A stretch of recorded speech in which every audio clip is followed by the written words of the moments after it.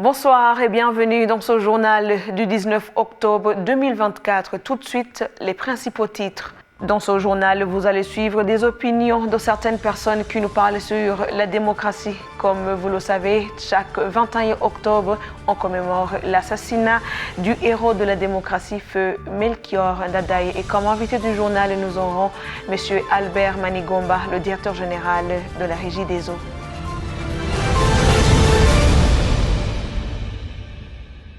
Bienvenue dans ce journal en détail, commémoration de l'assassinat du héros de la démocratie, feu président Melchior Ndadaye, ce lundi 21 octobre. Nos confrères ont collecté des opinions de quelques personnes sur ce héros et la démocratie pour lequel il a lutté. Suivez.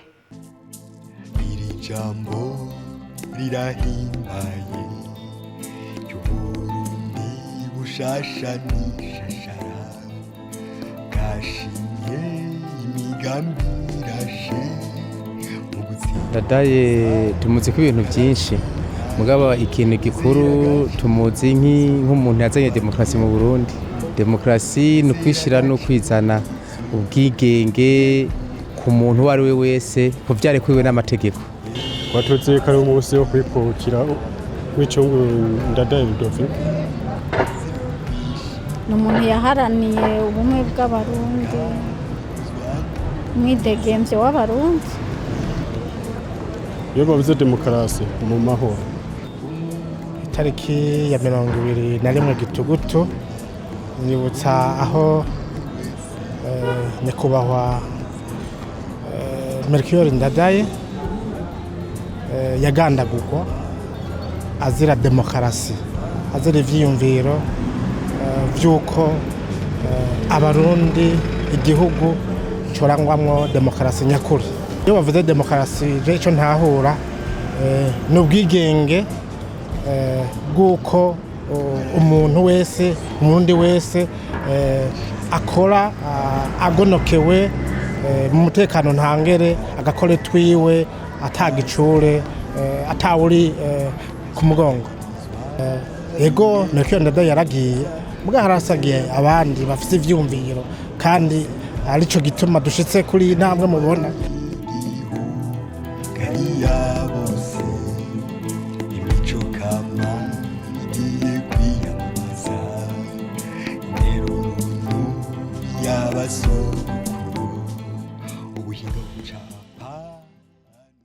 La deuxième édition du concours des métiers Umuga Awards s'est déroulée du 16 au 17 octobre dans les enceintes du Centre de formation et de perfectionnement professionnel CFPP de Nyakabiga. 57 candidats, dont 47 garçons et 10 filles, sélectionnés parmi plus de 1000 jeunes, ont participé à ce concours. Donat Nuivugire était avec Jean-Claude Ida Hadida. 9 métiers faisaient objet de la deuxième édition du concours métiers Umuga Award, à savoir le TIC, la couture, la maçonnerie, la menuiserie, le carrelage, le service en salle et bar-restaurant, l'électricité industrielle, le soudage ainsi que la mécanique automobile. Sonia Wizera, venant de Gitega, a fait une compétition en carrelage. Ndavyiga muri 2019 muri CM Bwoga nyene Igitega. Urumva rero iyo rimwe bishobotse ndosa karaka ndakora kuba barampisemo nyene nanje nkashobora kuvuga ati reka nza guhiganwa mu bandi bataravye umuntu ameze uku nyene vyaranezereye akamaro. Usivye nyene kuba wumva womenyekana, wumva ubitoye hariho n'akandi karusho ushoboye gupima nawe n'amahirwe. Pour ces jeunes compétiteurs, le manque de matériel didactique dans leur centre de formation est un des facteurs d'échec lors de tels concours. Hariyo amashuri usanga adafite amateriel akwiye ugasanga ngaha twayaboneyeho iyo ni ingorane ku mashuri nonahimiriza ku bantu bigisha abantu ku mashuri baraba amateriel ko abakwiye kuko service ya restaurant bar iyi service dukora en salle ni ibintu isaba utuntu twinshi udukoresho twinshi tw'ubundi buhinga ino musi ushobora kugenda ukabona nk'urufunguruzo rusuku ejo ukabona n'urufunguruzo rumeze ukundi kuntu rero no kugerageza kugwiza ama materiel ibikoresho ku mashuri y'abana baba bariko barigirako. Mais pouvoir équiper les centres de formation demande des moyens exorbitants, comme l'indique Fidèle Savou Mukiza, expert métier dans le domaine de l'hôtellerie et tourisme. Pour lui, il faut que le gouvernement double d'efforts. C'est un métier qui exige, premièrement, des équipements extrêmement modernes. C'est un métier qui nécessite des équipements en rapport avec l'hygiène. C'est un métier qui nécessite aussi des équipements des apprenants ou des compétiteurs qualifiés d'EPI, c'est-à-dire équipements de protection individuelle.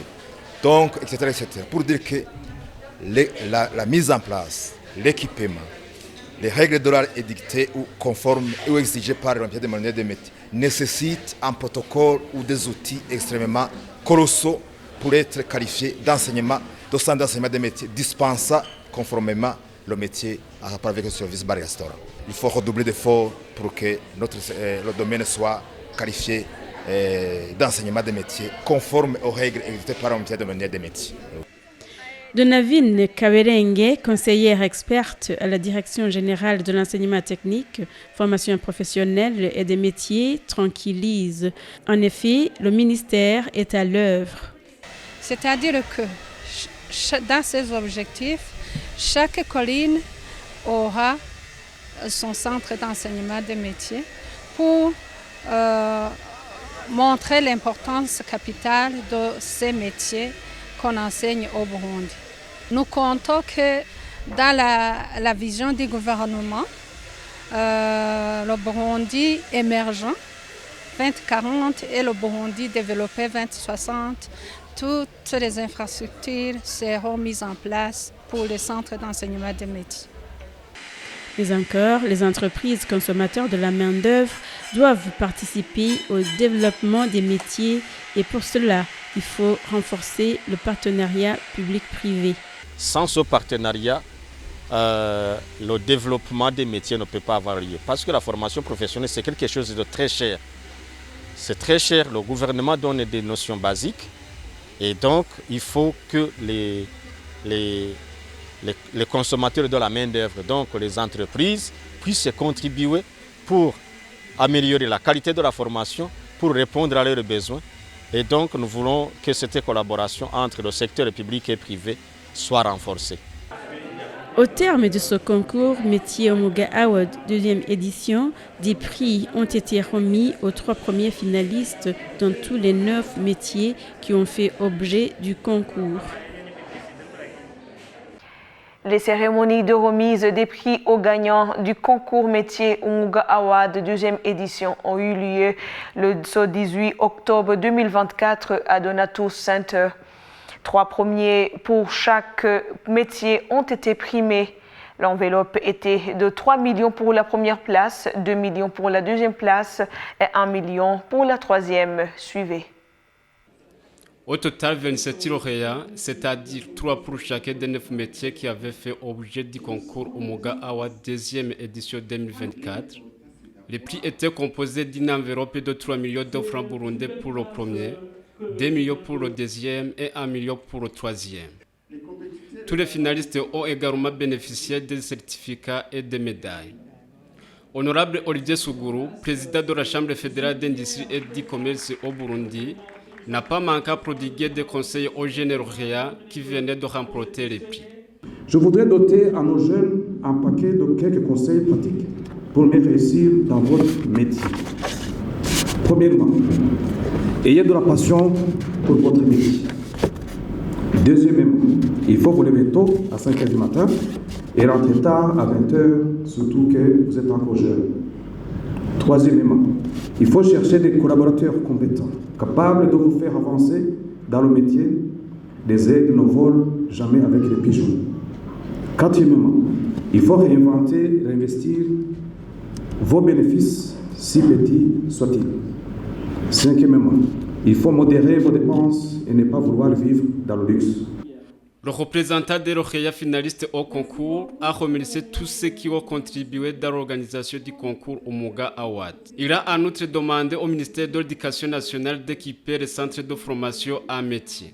jewe nk'igisabo noca nsaba uyu munsi uri hejuru ku bantu bajejwe gufata ingingo na cyane cyane mu bushikiranganji bugwaruka mu bushikiranganji bw'inyigisho ko nk'uko ubaye mwiza aba muzima nk'uko bagerageje bakatwama hafi kuva na mbere boshiramwo ingufu mu kuronsa ibikoresho by'imfashanyigisho materiel didactique kuko mu myuga itandukanye hari ibikoresho byinshi dushobora kuba tutaronka.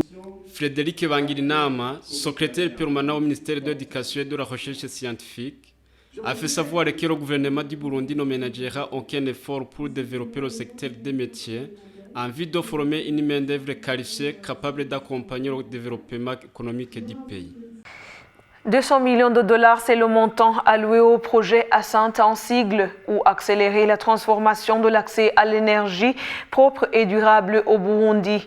Grâce à ce projet, la Régie des eaux espère résoudre les problèmes liés au transport d'énergie qui sont les sources des coupures répétitives, surtout dans la ville de Bujumbura où le réseau est vétuste. Suivez le docteur ingénieur Albert Manigomba, directeur général de la Régie des eaux. Il est notre invité de ce journal.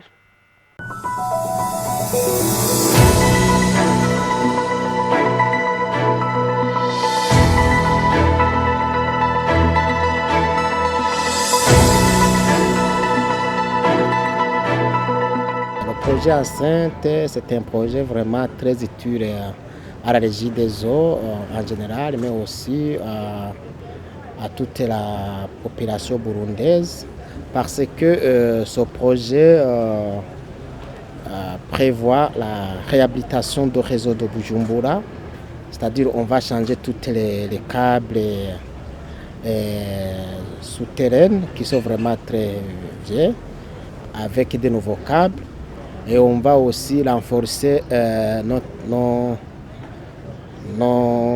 transformateurs. On fera aussi la densification des quartiers périphériques et l'extension, c'est-à-dire on va changer tous les poteaux en bois, en poteaux métalliques. Et plus 95 centres seront électrifiés de Bujumbura rural.